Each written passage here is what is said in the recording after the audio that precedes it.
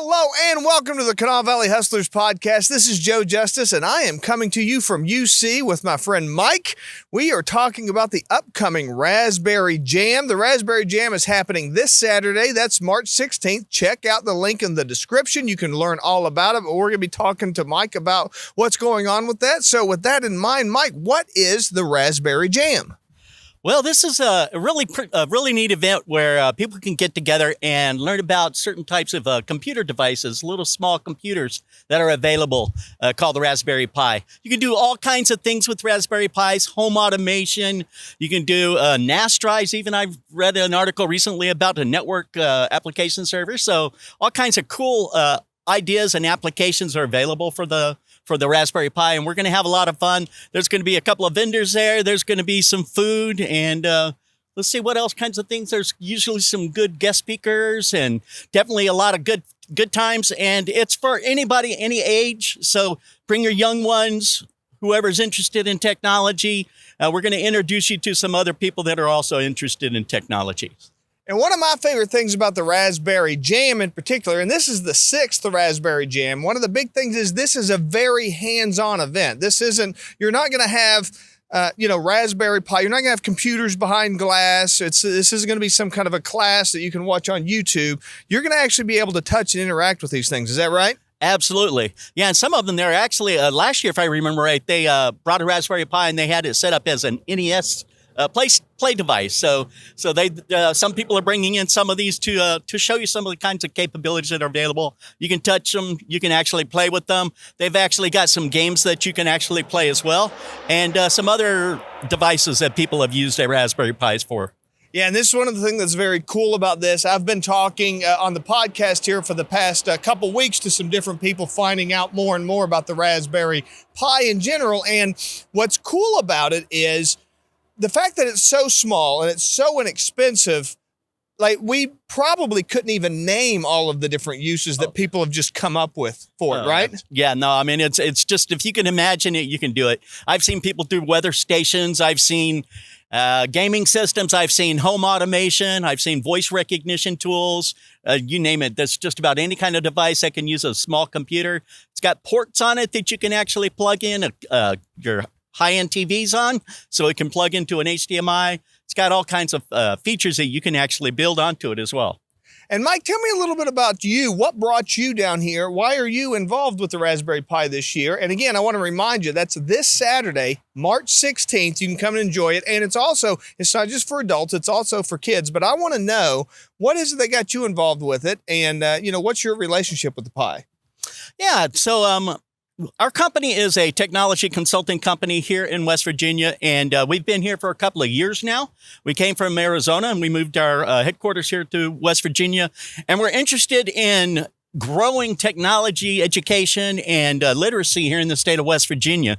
So one of the areas is some of these devices that are inexpensive that can really get people into the technology field and get them familiar, get them passionate about certain capabilities. So that's one of the reasons why we're really sponsoring. We sponsored last year as well, and we're looking forward to seeing what happens this year.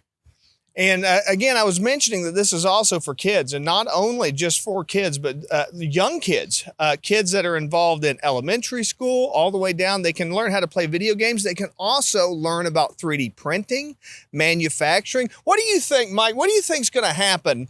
What are these kids today? When you look at like 3D printers, for example, what's going to happen here in 10 years when these eight-year-olds are 18?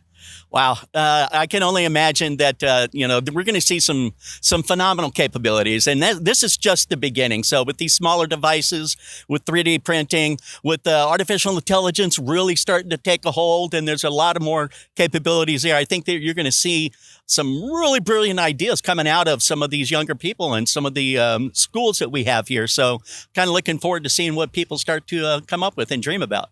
And it's a really good time to remind people that Steve Jobs, he lived next door, I think, to the president of Hewlett-Packard, I believe. Yep. And maybe one of the executives, I think it was the president, but he learned from an early age how computers worked and everything just by being in that proximity and just having that exposure. So Steve Jobs is a great example. How many kids of his age were around computers the way that he was? And this gives somebody the opportunity, if they're young, to just get exposed to this kind of stuff, right? Absolutely. Yeah, I think that's one of the key things. It's one of the reasons why we are really excited about being involved in this project and this event is to get younger people involved, getting anybody involved that's interested in learning, gee, what do these computers do? What can they do? How can I get connected to one? How can I actually use them for doing things around my house, monitoring water systems, all kinds of different kinds of great devices you can do. And I think that it's only going to be some of the younger people with some of those really imaginative ideas, they're going to spark some ideas, and that's going to really bring some really cool activities here to West Virginia. And let's take a step back for just a second to talk about the Raspberry Pi, to talk about the Arduinos, the embedded systems, the Internet of Things, all that kind of stuff. When we're talking about manipulating these kinds of stuff, what's the difference between understanding how these computers work versus knowing how to open a web browser or check your email or open Microsoft Word? What's the difference in understanding the systems versus just knowing how to use an application? Well, I think one thing is learning about what actually is the chip capable, or what is the device capable of. What are its inputs? What can it process? And then what can it provide as outputs? So I think that's one of the key things, is just really getting to the basic understanding of computing itself. And then when you start to add those applications onto it, you can add those kind of functionalities to the Raspberry Pi as well. As a matter of fact, you can actually run operating systems like Linux on Raspberry Pis, and you can actually throw hard drives out there. You can have your own browser, so you can turn it into a computer yourself. And instead of spending $300-400, going down to a big buy, you could actually build one yourself. And that's actually how I got started, years when I was younger, was I actually built my first computer and, got really excited about it, learned about the hardware, and, from there went on to the software. So I'm looking forward to seeing what the kids can show us. Now, that's the way a lot of us old timers learn, isn't it? Most people forget that the big difference between the big thing with IBM, Apple, some of those early computers, Atari even had an early computer. The thing that made them so different was they were kits that were constructed off the shelf products. They weren't like IBM. They made their own chips. You couldn't run down the street and buy an IBM chip, but you could buy an Apple computer kit, which was made up of all these different chips, right? Or a Heath kit. It was another really popular one. That was one of the ones that I started with, was a Heath kit. And it was the young people that took this stuff and took it to an entirely different level in ways that nobody ever even understood that it was going to be taken, right? Absolutely. Yeah. And then once they got excited, some other people, some businesses got involved, and that's pretty much how the computer industry exploded. Yeah. So I'm looking forward to this next explosion. Well, I want to remind you all that that's this Saturday, March 16th. If you've got kids in elementary school, middle school, high school, anything in between, anybody that's even a little bit interested in technology, this is going to be a great event for them. That's this weekend. Check out the link in the description. You can learn more about it. That's the 6th annual Raspberry Pi. It's going to be 11 to 3 o'clock. Come get hands-on activities, learn how to program these systems, learn how to manipulate things, lights, switches, all kinds of stuff, create emulators, World of Warcraft, all these amazing things. Mike, as we wrap up, is there anything you want to leave with the folks today as they're getting ready for this weekend? Well, just make sure you put it on your calendar. Make sure you come out and visit us. We're going to have a great time. We're looking forward to seeing quite a few people there, and hopefully we can get connected and start a new chapter in the computing space here. Awesome. Thank you very much, Mike. Thank you for joining me. Be sure to check it out.